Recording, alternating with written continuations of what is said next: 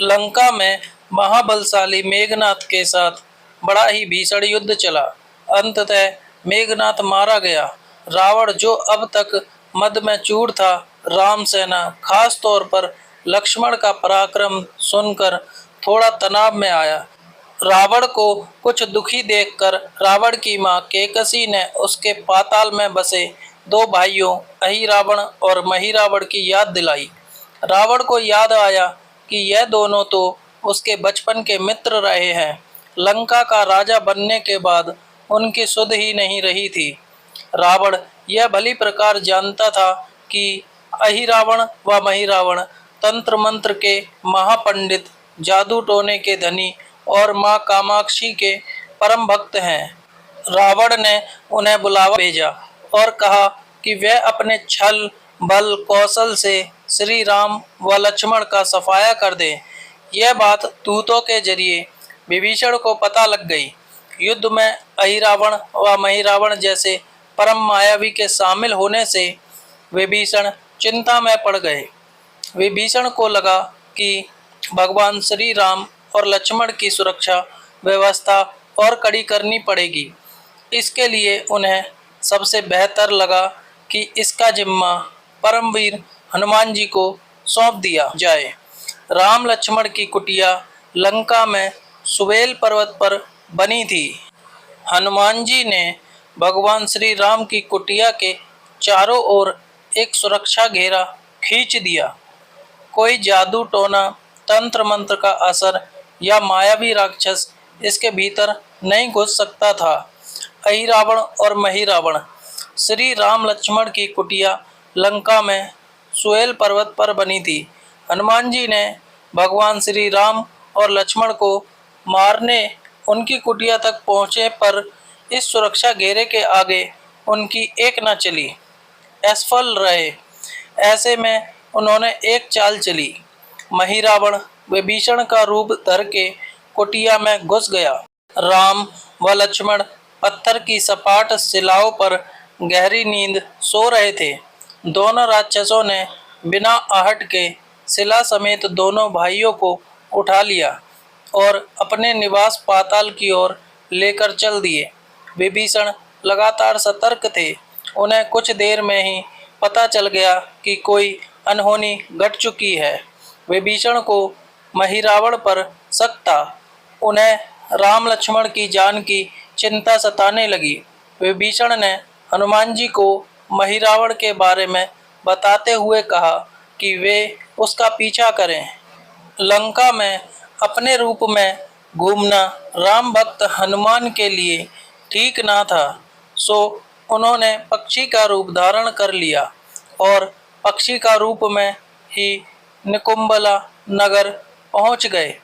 निकुंभला नगरी में पक्षी रूप धरे हनुमान जी ने कबूतर और कबूतरी को आपस में बतियाते सुना।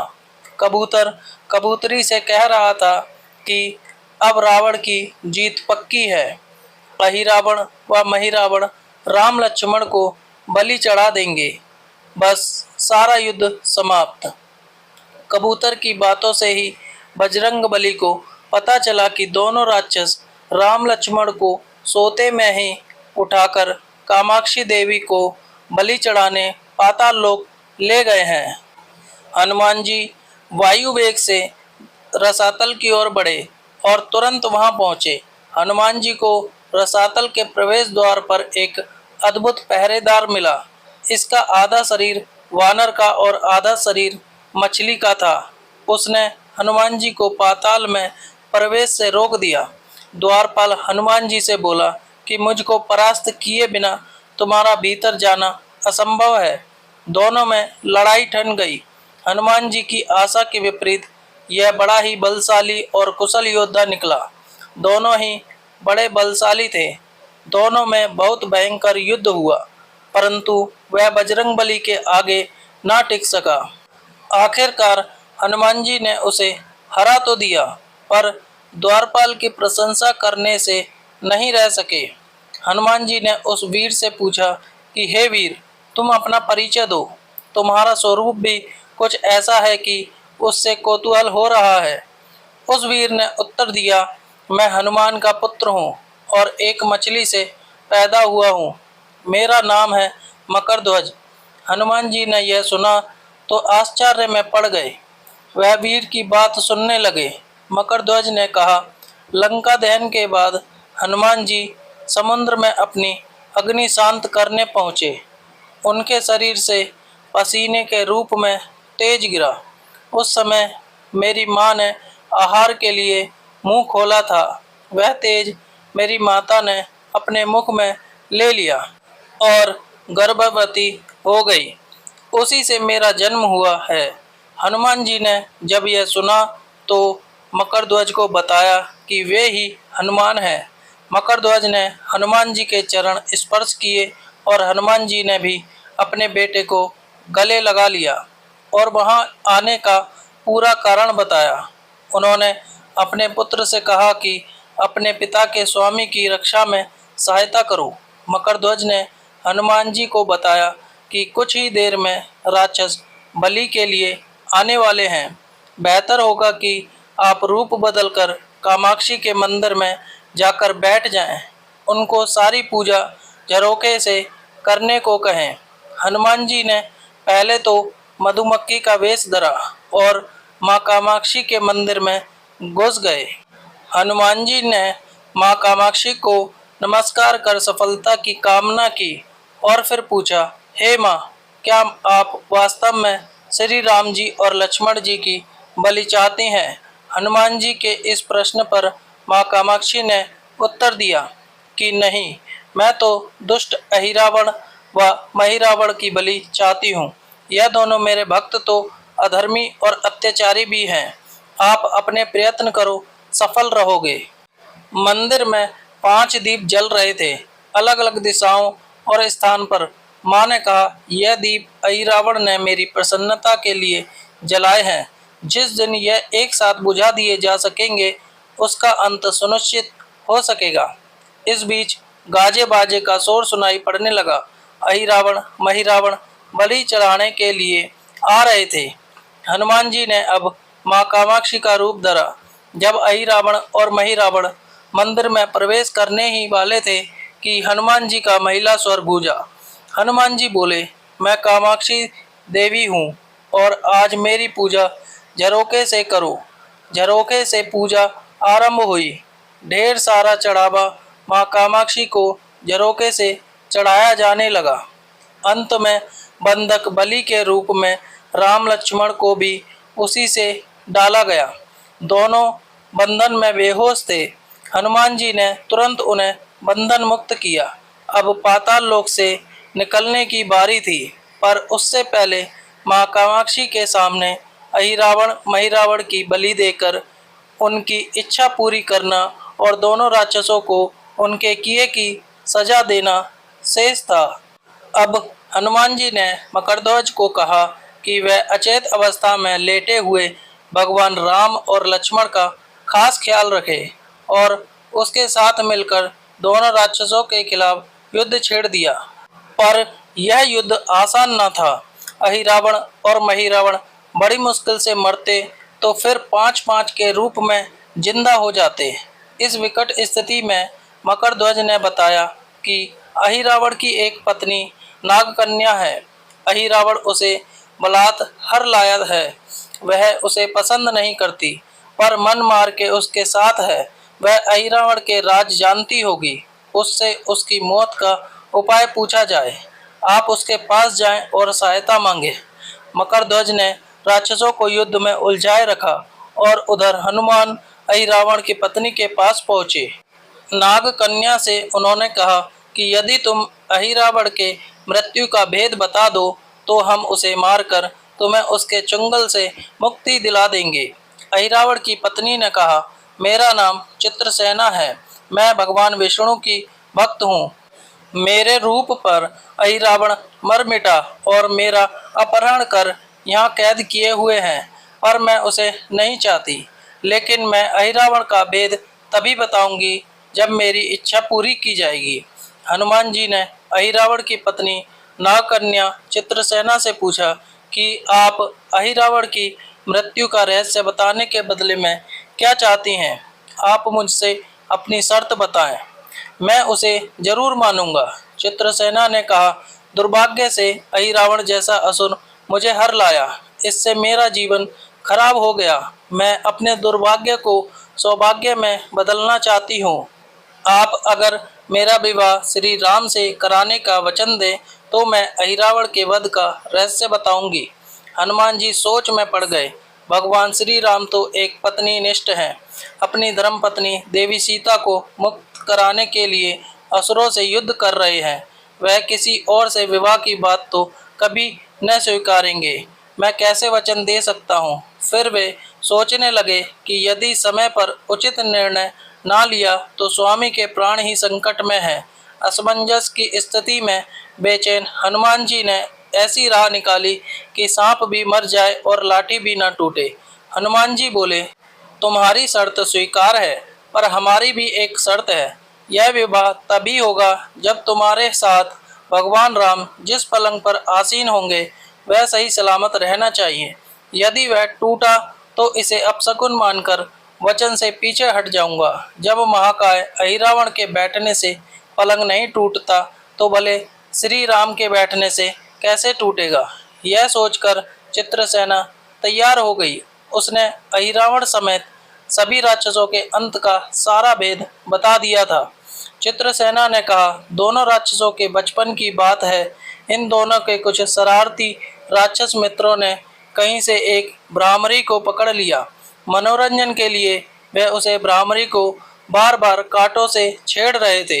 भ्रामरी साधारण भ्रामरी न थी, वह भी बहुत मायावी थी, किंतु किसी कारणवश वह पकड़ में आ गई थी। भ्रामरी की पीड़ा सुनकर अहिरावण और महिरावण को दया आ गई और अपने मित्रों से लड़कर उसे छुड़ा दिया।